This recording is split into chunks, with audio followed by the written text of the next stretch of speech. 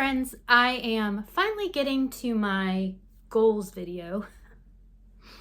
I hope you enjoyed the little montage of snow.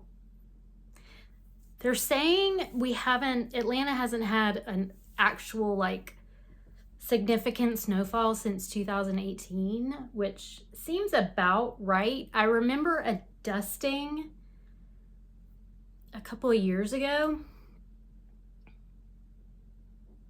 But yeah, we usually only get a dusting. And yeah, this was about 3 to 5 inches, which for us, like I said, is a lot. Mabel was not really interested in it. And now it's all just iced over. So the snow is still there, but it's just all ice. So what better way to round out 2024, talk about 2025 than just a random snowy day in Atlanta? First off, I want to go over kind of my year in review that Goodreads puts together. One of my goals for 2025, it's kind of an unofficial goal, but I'm going to try, is to keep my story graph up to date. And I'll link my story graph below. I've had a story graph account for a while. A couple years ago, I think I considered changing over, but I didn't. And there are some aspects of Goodreads that I do really like. So I don't know. I'm kind of playing with both of them and see which works. But for this year anyway, we're going to do the year in review that Goodreads puts out. According to Goodreads, I read 140 books, and that was 45,082 pages. And I meant to say in the beginning that Goodreads is, I would say, probably like 90 to 95% accurate. I did go through my list and take out, sometimes it counts them twice. I did go fix that. Yeah, so we'll say it's maybe 95% accurate on what I actually read. It's saying the shortest book I read was Dewdrop, which is a children's picture book, was 40 pages. It's saying the longest book I read was The Forsyth Saga by John Galsworthy, but I can tell you that I DNF'd it after, well, my friend and I read the first book, and the copy that I had the trilogy. I think it's a trilogy. Had the trilogy. It was like a trilogy bind up. So according to Goodreads, it was 872 pages. I did not read 872 pages of that. So like I said, that's kind of inaccurate page count. And then average book length, 322 pages. I would say that's probably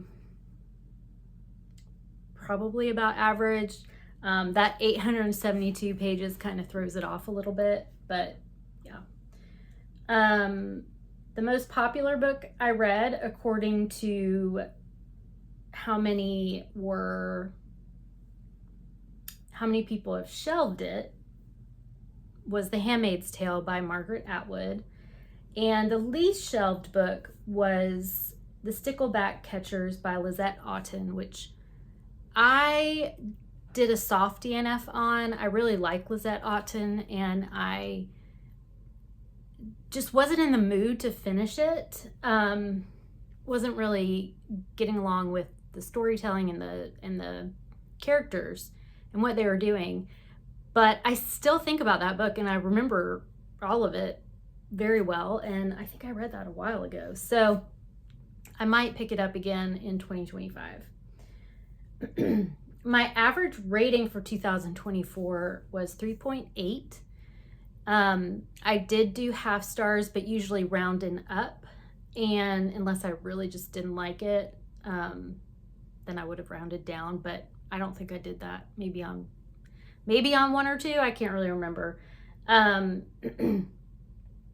3.8 sounds about right. Most of the books I read are between 3 and 4 stars, and it was fine. It was a good book to read, but I'm probably not going to remember it too. I really like this book.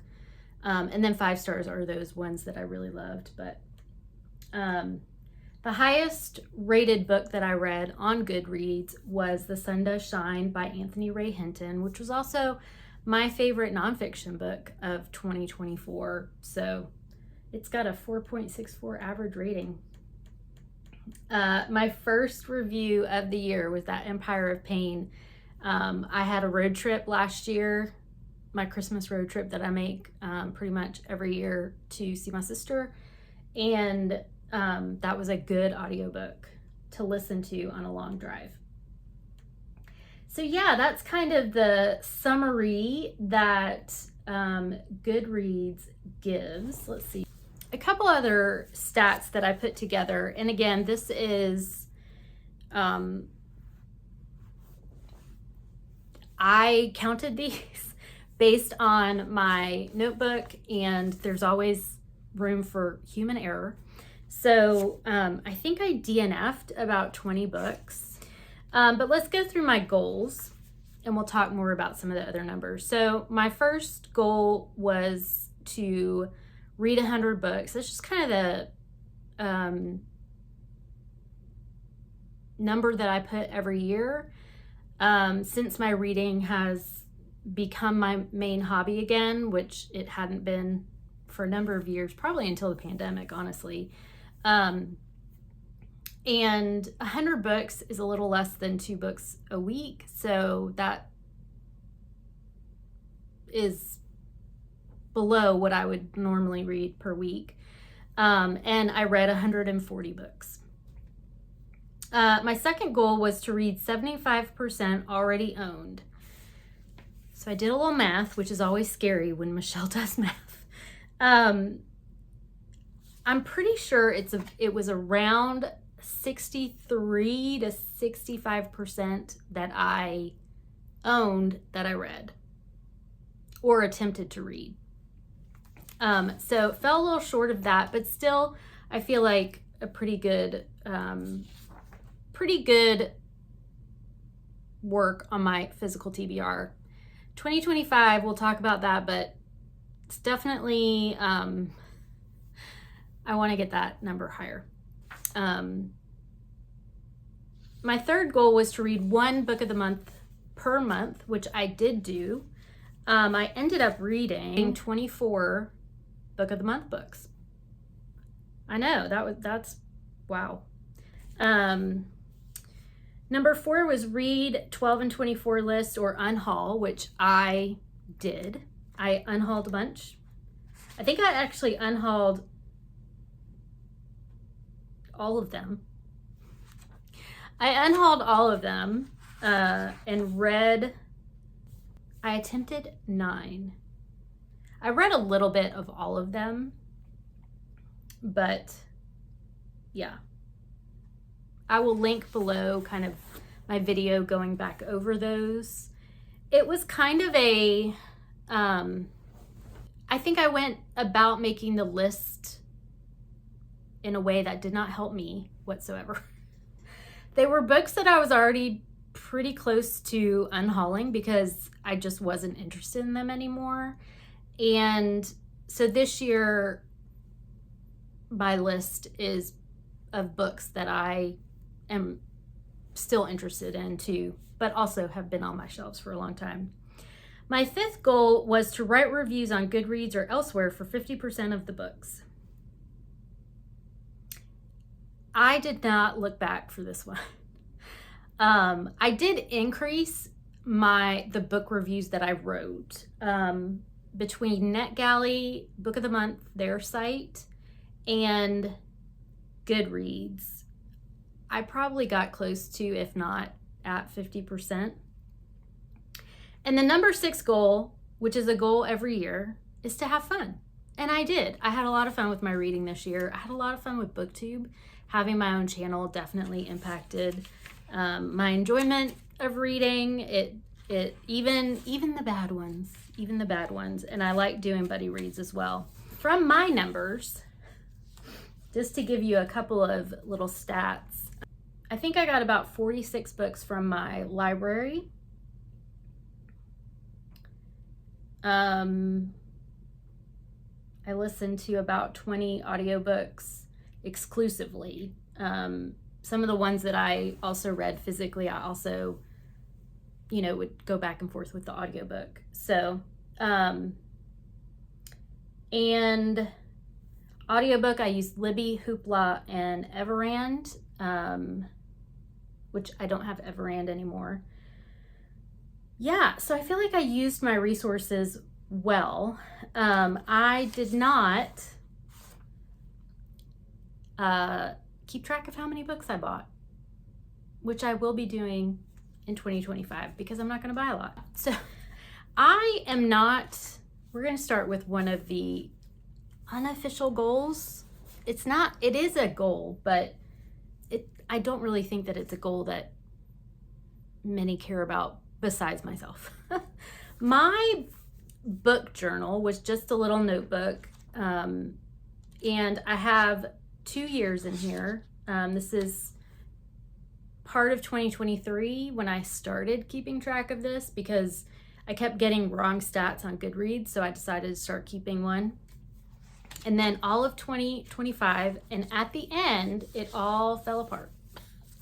So, and that just shows how often I use this. So we're starting the new year with a new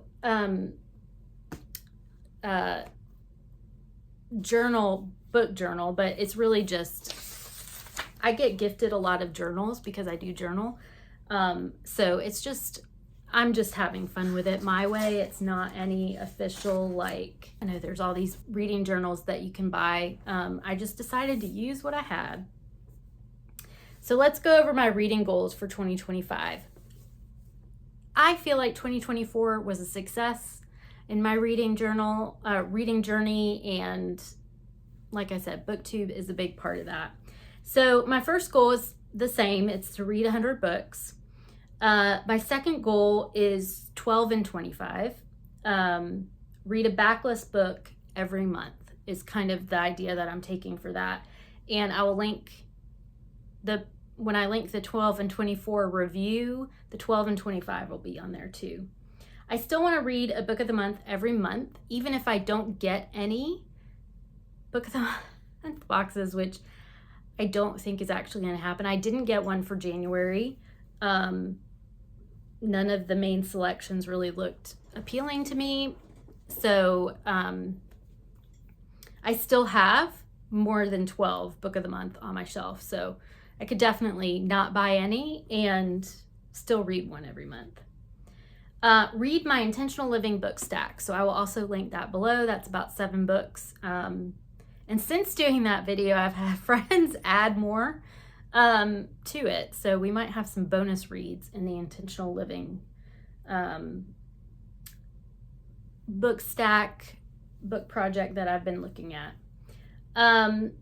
Again, I did read 75% of all my reads to be books that I already own. I really want to hit that 75% that year.